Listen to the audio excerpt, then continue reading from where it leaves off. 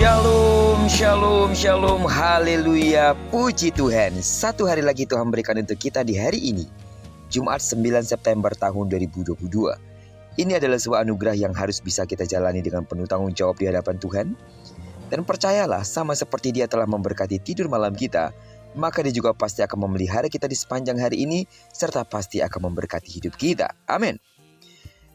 Baiklah, sebelum kita lebih jauh melakukan semua kegiatan kita hari ini, seperti biasa, izinkan kembali Tuhan bicara kepada kita melalui pembacaan Alkitab satu hari satu pasal dari pembacaan 48 hari bersama Yehezkiel. Dan hari ini kita telah memasuki hari yang ke-10, maka kita akan membaca kitab Yehezkiel pasal yang ke-10 ayat pertama sampai dengan ayat yang ke-22. Judul renungan kita hari ini, Kemuliaan Tuhan. Sebagai pengantar renungan ini, saya akan coba bacakan untuk kita ayatnya yang keempat. Dalam pada itu, kemuliaan Tuhan naik dari atas kerub dan pergi ke atas ambang pintu bait suci. Dan bait suci ini dipenuhi oleh awan itu dan pelatarannya penuh dengan sinar kemuliaan Tuhan. Saudara pasti setuju bahwa keluarga yang dipisahkan oleh jarak yang jauh tidak membuat mereka tidak menjadi keluarga lagi. Benar bukan? Walaupun berbeda tempat, keluarga saling mengingat satu anggota dengan anggota lainnya melalui memori mereka yang kemudian diabadikan melalui kenangan, foto, dan lain sebagainya. Dan tak jarang, untuk melepas rindu, sesekali melalui media sosial, mereka bercengkrama bersama sebagai satu keluarga. Relasi ini dipelihara walau tempat tinggal saling berjauhan. Apalagi dengan dunia digital yang sangat akrab dengan kita, jarak rasanya tidak menjadi penghalang untuk kita tetap bersatu dengan orang-orang yang kita kasihi dan cintai dalam keluarga kita. Rupanya bangsa Israel tidak sepenuhnya memahami hal ini.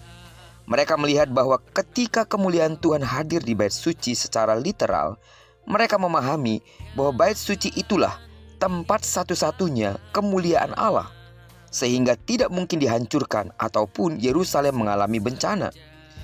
Mereka bukan melihat kemuliaan Allah sebagai suatu relasi antara Allah dengan umatnya, dan kemuliaannya bisa dinyatakan di mana saja, tetapi melihat sebagai hubungan untung rugi bak dewa-dewa sekitar yang membatasi kemuliaan mereka yang hanya di kuil-kuilnya saja. Allah menghukum mereka karena hal ini. Allah justru menghancurkan sendiri baitnya dan kotanya untuk menunjukkan bahwa kemuliaannya tidak dibatasi tempat, melainkan ada di dalam setiap kehidupan mereka. Kehidupan mereka yang berelasi dengannya justru menunjukkan kemuliaan itu. Sementara hidup mereka yang menjijikan menghilangkan kemuliaan Allah. Jadi kemuliaan Tuhan bukan hadir pada suatu tempat, tetapi kepada bagaimana umatnya menghayati kehadiran Allah secara pribadi. Sidang jemaat Tuhan, pelajaran ini seharusnya menjadi pelajaran yang penting bagi setiap kita. Kemuliaan Allah tidak hanya dinyatakan ketika kita berada di rumahnya atau di gereja, tetapi justru dinyatakan dalam kehidupan kita di setiap hari, dimanapun kita berada. Menjadi refleksi bagi kita adalah, sudahkah kita memuliakan Allah dalam kehidupan kita?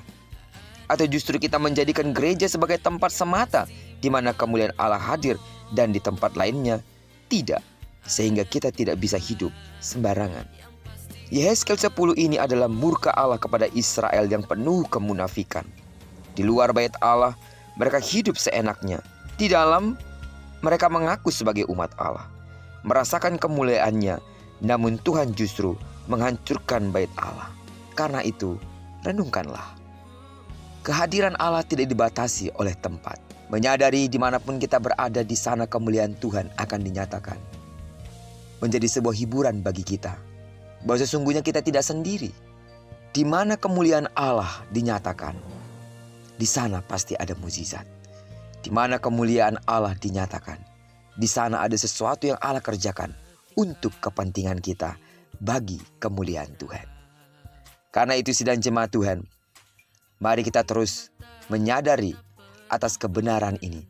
Allah menyatakan kemuliaannya tidak hanya di sebuah gedung gereja yang dibatasi oleh tembok, tetapi Allah dapat menyatakan kemuliaannya setiap waktu, setiap saat, dimanapun kita berada. Karena Dia benar adalah Allah yang Immanuel, yang menyertai kita dimanapun kita berada. Karena itu jangan khawatir pula, jangan pernah takut menjalani hari-harimu, karena sungguh di sana ada Allah. Terpujilah Tuhan. Diberkatilah kita sepanjang hari ini, digenapi firman yang telah berjanji bahwa apa yang dikerjakan tangan kanan dan tangan kiri kita dibuatnya berhasil. Amin. Dan karena kita telah menyerahkan diri kita sepenuhnya ke dalam tangan Tuhan, maka di sana kemuliaan Tuhan akan dinyatakan dimanapun Anda berada. Dan terus doaku untuk seluruh sidang jemaat Tuhan, kasih karunia Allah menyertai hidupmu di sepanjang hari ini. Bagi sidang jemaat Tuhan yang sakit secara fisik, dengarkanlah bahwa dalam nama Yesus, sembuhlah sesuai dengan takaran imanmu. Diberkatilah kita bersama dengan orang-orang yang kita kasihi, serta bersama dengan orang-orang yang kita cintai dimanapun mereka berada. Terpujilah nama Tuhan. Shalom.